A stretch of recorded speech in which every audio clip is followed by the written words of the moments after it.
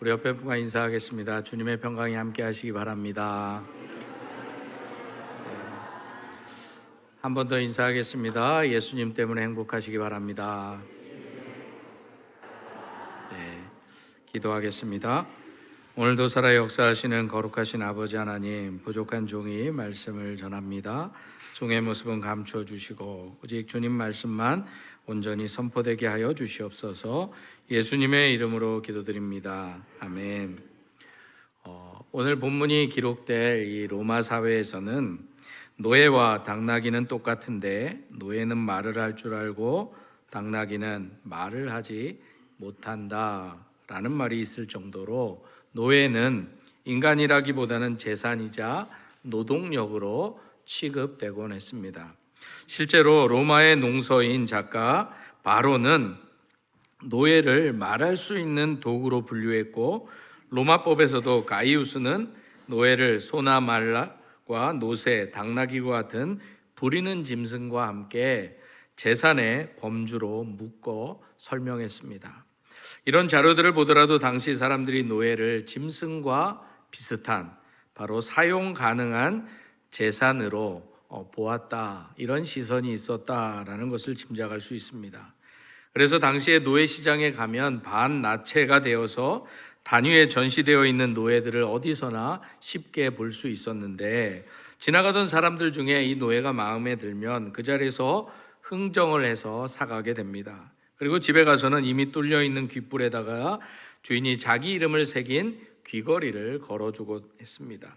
그리고 그 순간부터 노예는 귀걸이를 달아준 사람의 소유물이 돼버리는 것입니다. 이처럼 노예는 이제 더 이상 자기 이름도 자기 생각도 가질 수 없는 짐승과 같은 삶을 살 수밖에 없었습니다. 마치 말할 줄 아는 당나귀처럼, 말할 줄 아는 짐승처럼 그저 주인을 위해서 농사짓고 심부름하는 도구에 불과하게 되었다라는 것입니다. 이와 같은 사회 분위기 속에서 바울이 오늘 본문에서 한 번도 본 적이 없는 로마 교인들을 향해서 오늘 본문 1절에서 나는 예수 그리스도의 노예다, 예수 그리스도의 종이다 라고 선언합니다. 당대의 석학이었고 로마의 시민권을 가진 당당한 바울의 입장에서 볼 때 이것은 파격적인 선언이 아닐 수 없었습니다. 그렇다고 해서 바울이 어떠한 강압에 의해서 자신을 예수님의 노예다, 종이라고 한 것은 아니었습니다. 물론 바울이 다메섹 도상에서 예수님을 처음 만난 것은 자신의 뜻과는 상관없이 강제적인 만남이었습니다. 당시 그의 마음에는 하나님을 믿는 열심으로 예수님에 대한 그 무서운 증오로 가득 채워져 있었습니다. 그런데 사도행전 9장에서 보듯이 그런 그를 예수님이 만나 주신 이후에 그 순간부터 그가 갑자기 앞을 볼 수 없고 더 이상 반항할 수도 도망할 수도 없이 죽지 못해 끌려갔던 노예와 같은 신세가 되고 말았습니다. 그러나 오늘 본문을 쓰던 당시에는 그때와는 또 다른 사람으로 바뀌어져 있었습니다. 죽지 못해 끌려가는 종이 아니라 주인 대신 예수님을 위해서 자신을 기꺼이 자원함으로 드릴 수 있는 그런 종으로, 그런 노예로 변해져 있었던 것입니다. 그러기에 사도 바울은 자신을 예수 그리스도의 종, 예수 그리스도의 노예다라고 자신 있게 서슴없이 말할 수 있었습니다. 왜냐하면 바울은 다메섹 도상에서 예수님을 만난 후 그의 인생이 달라졌기 때문입니다. 제가 여러분들한테 설교 시작 전에 예수님 때문에 행복하시기 바랍니다 라고 하는 인사가 그냥 나온 인사가 아니에요. 우리가 예수님 만났으면, 예수를 믿으면 놓치지 말아야 될 것이 바로 예수님으로 인한 기쁨이다라는 것입니다. 그리고 더 나아가 나는 하나님으로부터 사도라는 부름을 받았다라고까지 고백합니다. 그런데 여기서 내가 종이다라는 말은 스스로 고백할 수 있는 말입니다. 하지만 내가 사도다라는 것은 자기 스스로 고백할 수 있는 말이 아니라 하나님으로부터 부르심을 받아야, 하나님으로부터 인정을 받아야 가능할 수 있는 고백입니다. 그래서 당시 12제자만 주님께 부름받았다라는 인정을 받았기에 많은 이들이 이 사도 바울의 사도권을 인정하지 않으려 했던 것입니다. 그럼에도 바울은 사도행전 9장 15절 말씀에서 보듯 다메섹 도상에서 자신을 만나 주시고 아나니아를 통해서 너는 나의 택한 그릇이다 라고 분명히 말씀해 주셨던, 다시 말해 하나님께서 자신을 어떻게 생각하는가, 하나님께서 자신을 어떻게 인정해 주셨는가가 가장 중요했기에 당당하게 자신을 사도라 고백할 수 있었던 것입니다. 이것에 대해서 사도 바울은 로마서 1장 14절에서 16절에서 이렇게 고백합니다. 함께 읽겠습니다. 헬라인이나 야만인이나 지혜 있는 자나 어리석은 자에게 다 내가 빚진 자라. 그러므로 나는 할 수 있는 대로 로마에 있는 너희에게도 복음 전하기를 원하노라. 내가 복음을 부끄러워하지 아니하노니 이 복음은 모든 믿는 자에게 구원을 주시는 하나님의 능력이 됨이라. 먼저는 유대인에게요 그리고 헬라인에게로다. 아멘. 한마디로 하나님께서는 복음 때문에 바울을 사도로 불러주셨다는 말씀입니다. 그래서 사도 바울은 고린도전서 2장 2절에서도 하나님의 복음을 위해서 나는 하나님께 특별히 선택받은 자다라고 고백합니다. 이처럼 사도 바울이 예수 그리스도의 종이 되고 사도로 부르심을 받고 복음을 위해 선택받을 수 있었던 이유는 단 한 가지였습니다. 바로 하나님의 복음을 위해서였다라는 것입니다. 여기서 복음이라는 단어는 우리가 잘 알고 있는 헬라어로 유앙겔리온인데 좋은 소식, 기쁜 소식, 복된 소식이다라는 것입니다. 이렇게 하나님으로부터 복되고 기쁜 소식이 하나님의 복음인데 그 기쁨의 소식은 바로 하나님의 아들이신 예수 그리스도가 우리를 구원하기 위해서 이 땅에 인간의 몸으로 오셨다. 이것이 바로 기쁨의 소식, 하나님의 복음이었던 것입니다. 그래서 사도 바울은 하나님이 우리에게 주신 것, 즉 하나님으로부터 온 가장 기쁜 소식인 복음은 바로 오늘 본문 4절에 기록되어 있듯이 예수 그리스도, 하나님의 복음 그 자체가 예수 그리스도다라고 선언합니다. 그리고 그 예수 그리스도가 누구인지에 대해서 본문을 통해서 자세히 설명하고 있습니다. 첫째로 2절에 보면 예수님은 하나님이 선지자들을 통하여 성경에 미리 약속하신 대로 오신 분이다라고 설명합니다. 이처럼 바울이 확인한 하나님의 복음은 다른 것이 아니라 예수 그리스도다라는 것입니다. 갈라디아서 1장 17절에서도 보면 예수님을 핍박하다가 다메섹 도상에서 예수를 만나고 얼마 지나지 않아 사도 바울이 구약의 말씀을 들고 아라비아 사막으로 들어갑니다. 그리고 거기서 3년 동안 운둔하면서 주님의 말씀을 철저하게 구약의 말씀과 대조해서 살펴보고 연구합니다. 그래서 그는 그동안 자기가 다메섹 도상에서 만난 그분이 바로 구약의 선지자들을 통해서 말씀하신 그리스도, 바로 메시아인지를 확인하고자 했습니다. 창세기 22장에서 이삭을 번제로 드리는 사건을 통해 예포하자고 했던 바로 그분이 자기가 만난 예수님이었구나라는 것도 깨달았을지도 모릅니다. 또 이사야가 예언한 이새의 줄기에서 난 싹이 다른 사람이 아닌 바로 베들레헴에서 탄생하신 예수 그리스도, 바로 내가 그렇게 핍박했던 예수 그리스도신지를 확인했을 것입니다. 그리고 드디어 이사야가 예언한 가난한 자에게 복음을 전하기 위해 성령의 기름 부음 받은 종이 바로 자신이 만났던, 자신을 만나 주셨던 예수 그리스도신지를 확인했을 것입니다. 이사야 53장에 등장하는 고난의 종이 바로 십자가에서 친히 못 박혀 죽으신 하나님의 아들 예수 그리스도라는 것도 확인했을 것입니다.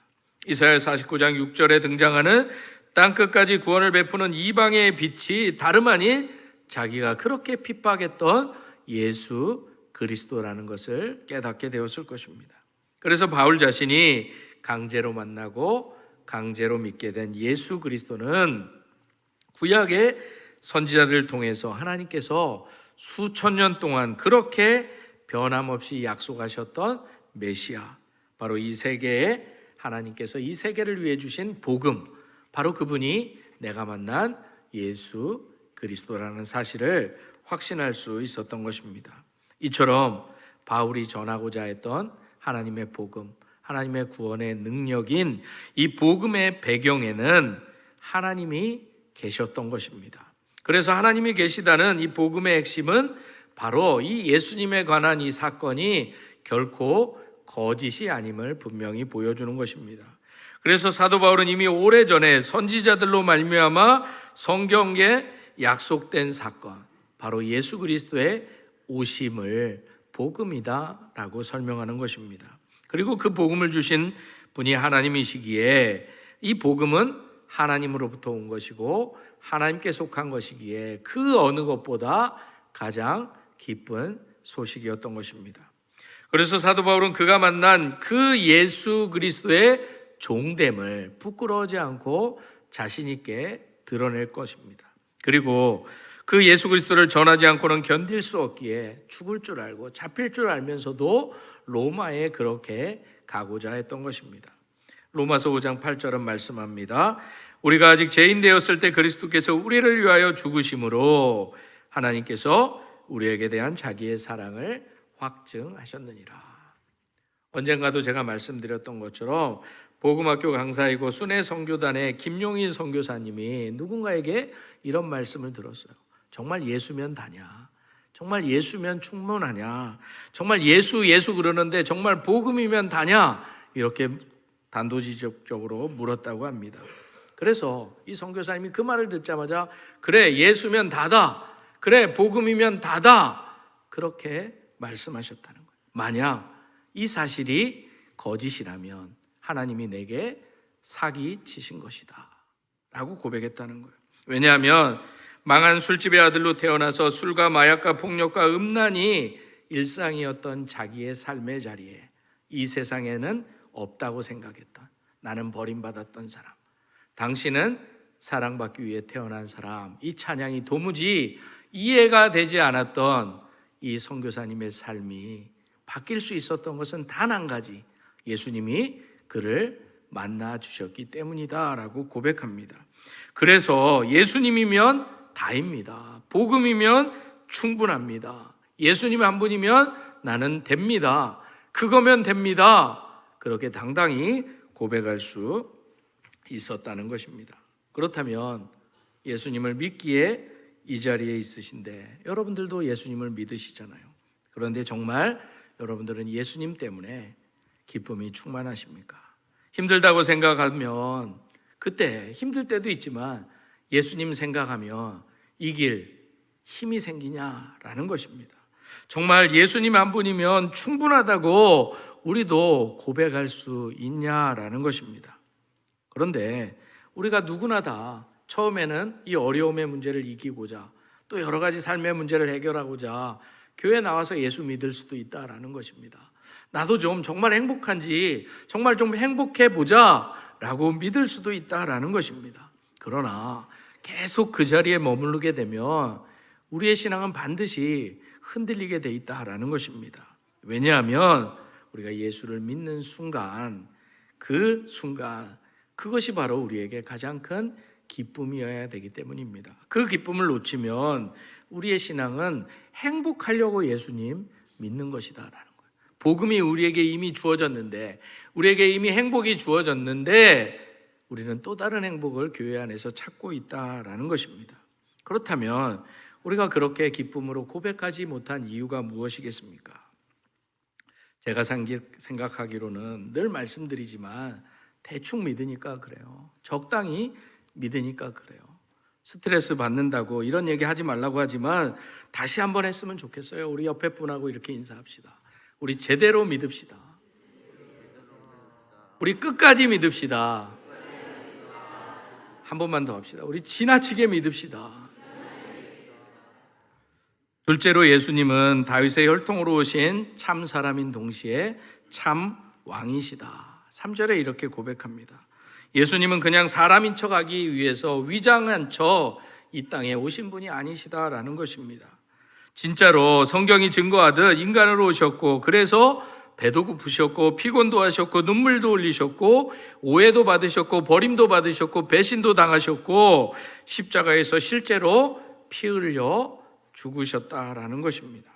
그렇다면 예수님이 이 인간의 몸으로 오셨다는 이 사실이 왜 우리에게 이렇게 중요하냐라는 것입니다.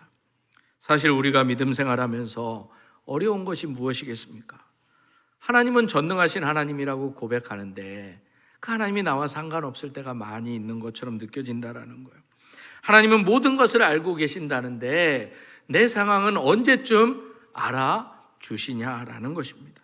하나님은 전능하신 분이신데 그러니까 정말 나 같은 사람은 이해 못하실 거야. 전능하신 분이 나같이 부족하고 나같이 연약한 사람을 어떻게 다 이해하시겠냐? 그건 불가능해 라고 생각할 수 있다라는 것입니다. 그러나 성경은 그렇지 않다라는 것입니다. 오히려 하나님이 높으시고 전능하셔서 우리를 이해 못하시는 것이 아니라 하나님은 전능하시고 가장 높은 곳에 계시기에 하나님이 우리를 너무나 사랑할 수 있으셔서 친히 인간의 몸으로 우리 안에 들어오셨고, 그래서 우리를 아픔을 멀리서만 관찰하시는 분이 아니시라 우리의 고통을 가까이서 몸으로 현실로 그 누구보다도 직접 경험하셨기에 우리를 가장 잘 아시는 분이 바로 하나님이시다라는 것입니다. 이처럼 예수님은 우리 인생을 단지 고쳐주시고 바꿔주시려고만, 우리의 마음을 이해하려고만 오신 분이 아니라 먼저 우리를 공감해 주시고 품으시고 우리의 아픔을 함께 짊어지시는 분으로 이 땅에 오셨다라는 것입니다.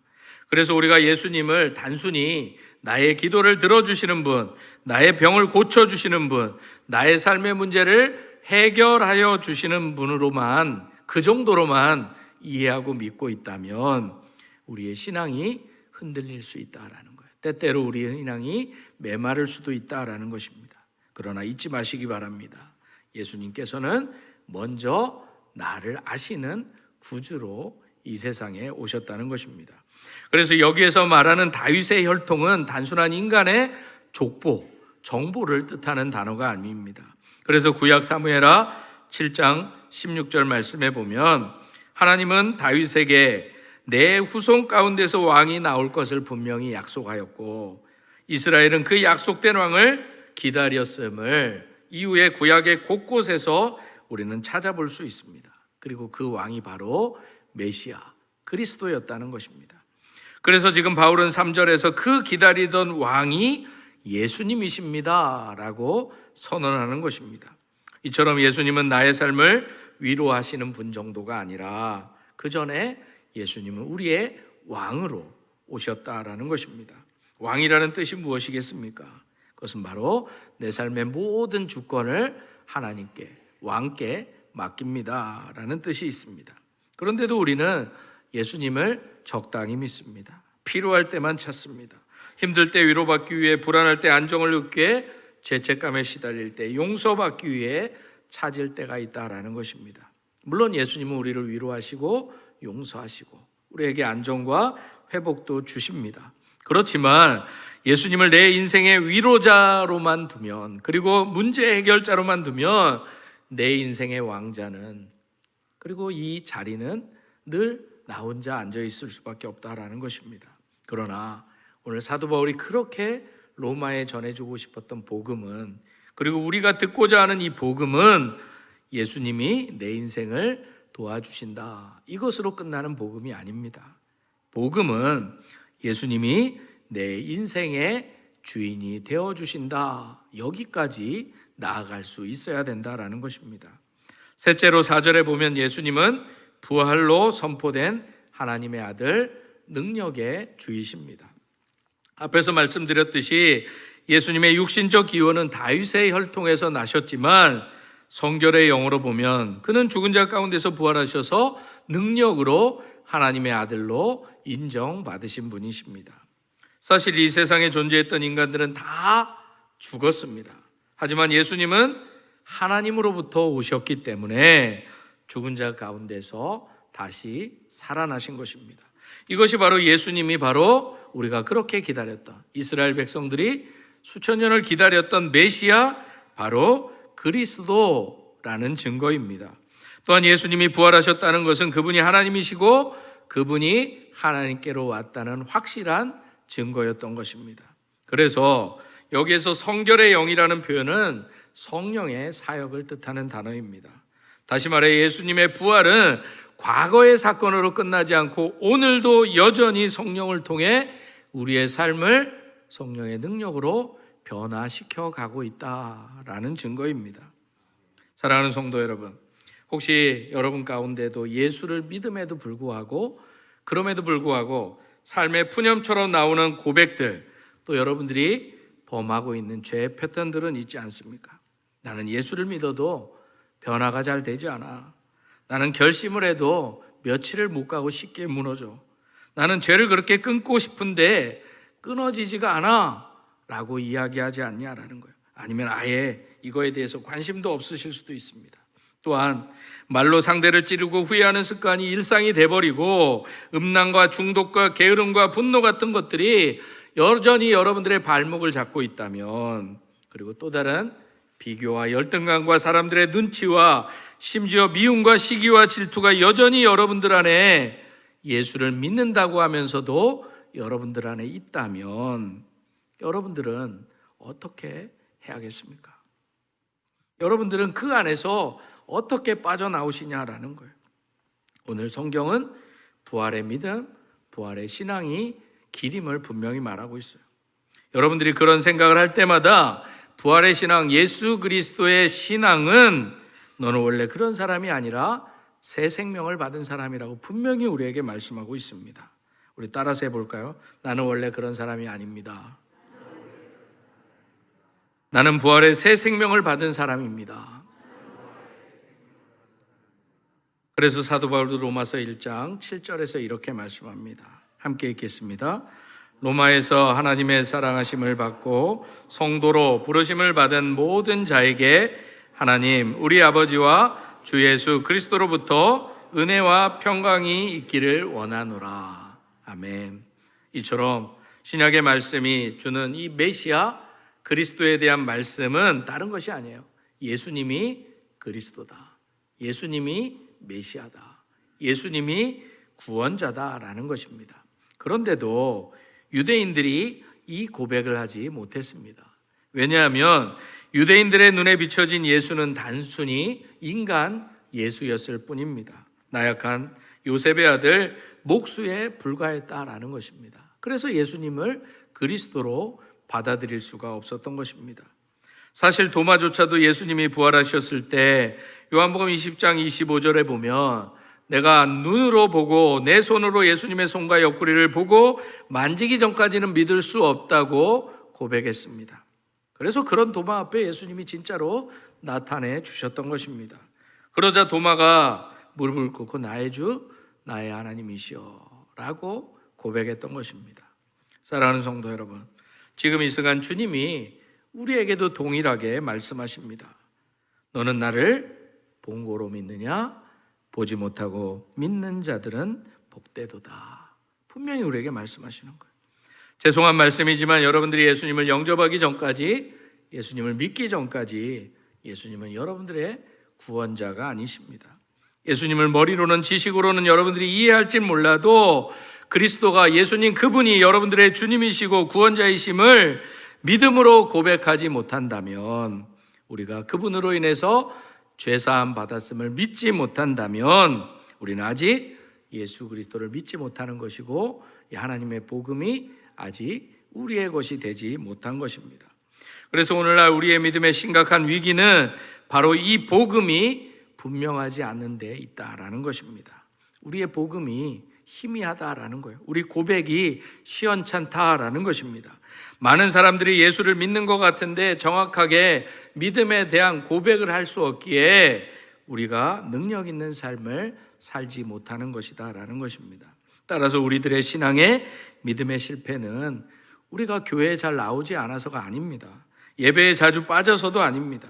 얼마나 봉사하고 희생하는가에 달려있는 것도 아니라 가장 중요한 것은 우리에게 주신 이 복음을 내가 정확히 알고 이해하고 믿고 있냐, 이것이 가장 중요하다라는 것입니다. 그래서 사도 바울도 이 복음을 깨닫고 로마서 1장 14절에서 이렇게 고백합니다. 헬라인이나 야만인이나 지혜 있는 자나 어리석은 자에게 다 내가 빚진 자다. 이것을 바꿔 말하면 우리에게 이 하나님의 복음이 있냐 없냐라는 이 여부는 모든 사람에게 내가 빚진 마음이 있냐 없냐에 달려있다라는 것입니다. 그래서 사도 바울은 로마서 1장 16절에서도 이 복음을 내가 믿었기에 알았기에 나는 더 이상 이 복음을 부끄러워하지 않는다. 복음을 부끄러워하는, 꺼리끼는 유대인과 헬라인을 향해서 담대하게 나는 복음을 부끄러워하지 않는다 고백에 쓴 것입니다. 왜냐하면 복음을 알고 보니까, 예수 그리스도를 믿고 보니까 다할 수 없는 기쁨이 그 안에 몰려왔던 것입니다. 더 이상 예수님이 부끄러운 것이 아니라 자랑스럽기까지 된 것입니다. 이처럼 우리가 무언가 좋으면 그 마음을 숨길 수 없듯이 좋으면 드러나게 돼 있다라는 거예요. 여러분들이 예배 마치고 누가 가는데 여러분들 그런 말씀 들을 수 있어야 돼요. 예수 믿으시는 것 같아요. 못 듣는 분이 많을 것 같으니까 한번 얘기해 주세요. 집사님을 보니까, 성도님을 보니까, 당신을 보니까 정말 예수 믿는 분 같아요. 이렇게 한번 얘기해 주세요.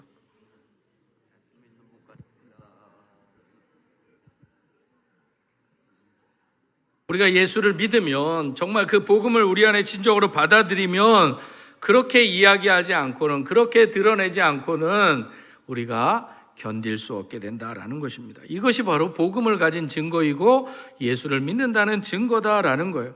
그래서 영국의 강해 설교가인 존 스토트 목사님은 이렇게 말씀합니다. 그리스도의 인격과 사역은 기독교가 서 있는 반석이다. 만일 그리스도가 친히 말씀하신 그분이 아니라면, 만일 친히 오셔서 하시겠다고 말씀하신 것을 하지 않으셨다면 그 기초는 훼손되고 건물은 모두 붕괴될 것이다. 기독교에서 그리스도를 빼면 심장을 드러내는 것 같다. 사실상 남는 게 아무것도 없다. 그리스도는 기독교의 중심이다. 다른 모든 것은 주변일 뿐이다. 그러면 예수 그리스도가 누구신가 하는 질문이 자연히 생기며 그의 아들이라는 말에서 바울의 대답을 발견한다. 나사렛 예수는 하나님의 아들이시다. 사랑하는 성도 여러분, 우리가 누군가 어떤 대상을 안다고 말할 때 그 말에는 두 가지 의미가 담겨져 있습니다. 하나는 정보입니다. 내가 그 사람의 이름과 직함과 여러 가지 그 사람에 대한 설명을 알고 있다라는 거예요. 다른 하나는 관계입니다. 신뢰와 순종과 사랑. 예수님도 그럴 수 있어요. 우리뿐만 아니라 많은 사람들이 예수님을 안다고 합니다. 기독교의 창시자여 사랑을 말하고 실천한 성인 중에 한 사람이고 기적을 행하신 분이고 십자가에 달리신 분, 이렇게 사람들은 안다고 이야기합니다. 그러나 오늘 바울이 말하는 복음은 예수님에 대한 이 세상이 말하는 이러한 지식을 말하는 것이 아니라 예수님이 누구신가를 말하는 것입니다. 그래서 우리 안에도, 교회 안에서 우리가 제일 관심 가져야 될 것은 예수님이 누구신가, 오늘 그 예수님이 내게 어떻게 다가오시는가, 그래서 내가 그분의 말씀 앞에, 그분 앞에서 내 삶의 중심이 어떻게 바뀌는가, 또한 바뀌었는가, 이것이 교회 안에 가장 중요한 소식, 중요한 대화가 되어야 된다는 것입니다. 그래서 바울은 그 복음을 자신이 직접 세운 교회도 아니지만 당시 세계의 중심이었던 로마에 가서 그렇게 분명하고 확실하게 전하고 싶었던 것입니다. 왜냐하면 기독교 신앙은 늘 한 질문으로 모아지기 때문입니다. 그것은 바로 예수님은 누구십니까? 우리가 이 질문에 대한 대답이 흔들리면 우리의 신앙도 흔들리게 된다라는 것입니다. 반대로 우리가 이 질문에 대답이 분명하면 우리의 삶의 방향, 우리의 신앙의 방향도 흔들리지 않는다라는 것입니다. 그래서 사도 바울은 오늘 본문에서 예수님이 누구신지 분명히 말씀합니다. 예수님은 약속대로 오신 그리스도이십니다. 그분은 다윗의 혈통으로 오신 참 사람이시고 동시에 부활로 하나님의 아들로 선포되신 참 하나님이십니다. 그러므로 오늘 우리의 결단도 단순히 예수님을 안다로 끝나서는 안 될 것입니다.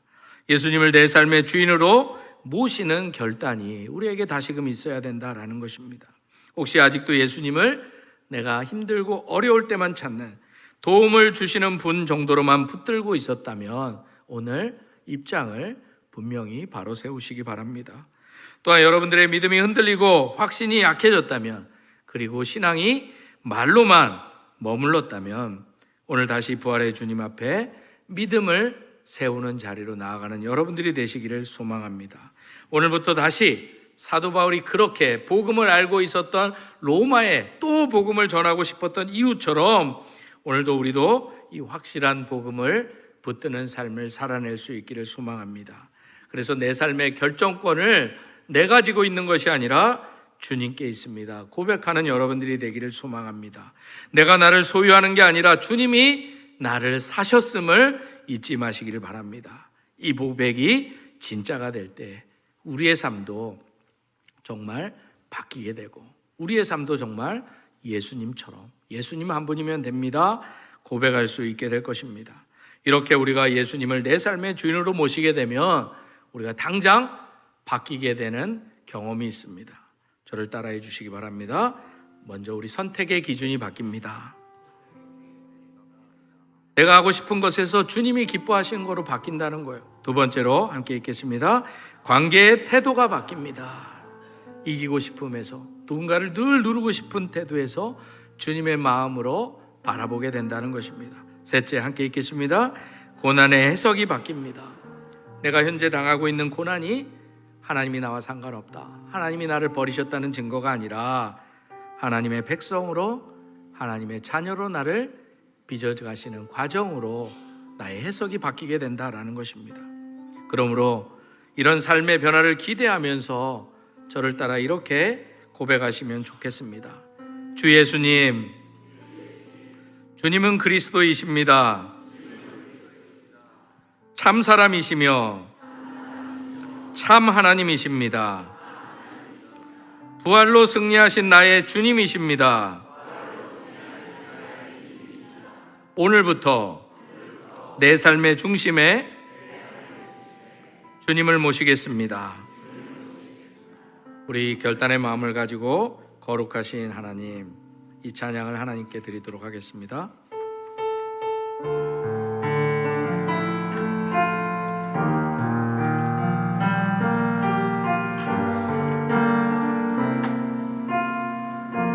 거룩하신 하나님,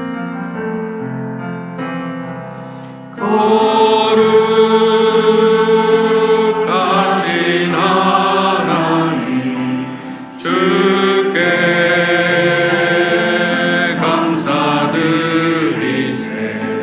날 위해 이 땅에 오신 독생자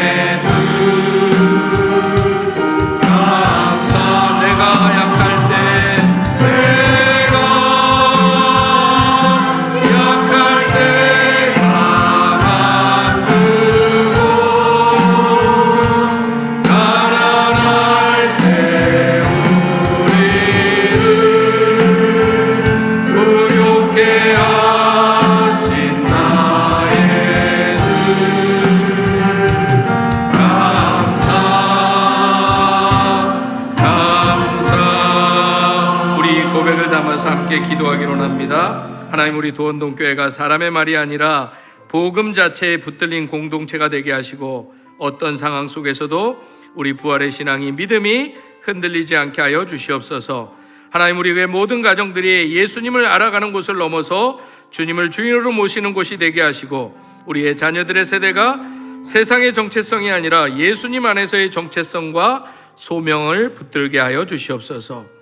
주님, 우리가 살아가고 있는 가정과 학교와 직장과 관계 속에서 우리에게 주신 복음이 부끄럽지 않게 하시고 고난과 혼란 속에서도 예수님의 주되심과 부활의 능력이 우리의 삶으로 드러나는 증인의 삶을 살게 해달라고 이 시간 주님의 이름 한번 부르고 통성을 기도하겠습니다. 주여, 아버지 하나님, 이 시간도 주님 말씀 앞에 섭니다.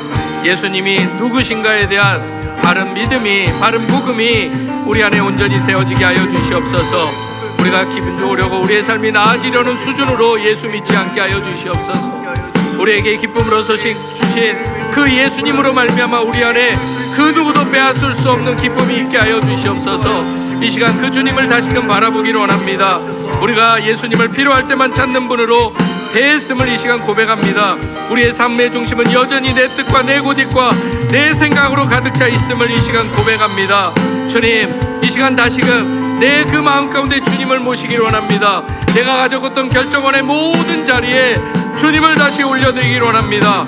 부활하신 주님, 이 시간 다시금 죽음을 깨뜨리시고 내 삶 가운데 찾아오셨던 그 모습으로 다시금 찾아와 주셔서 내가 얽매이기 쉬운 모든 죄에서 벗어나 오직 주님을 바라보는 능력의 삶의 자리로 온전히 부활의 신앙을 가지고 바로 설 수 있도록 주님 인도하여 주시옵소서.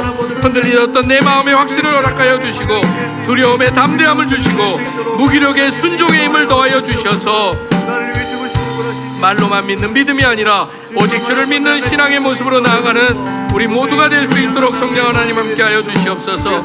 주님, 무엇보다도 우리의 가정과 우리의 교회를 붙들어 주셔서 사람의 중심이 아니라 예수 그리스도를 중심에 모시고 살아가는 가정과 교회 되기를 원합니다.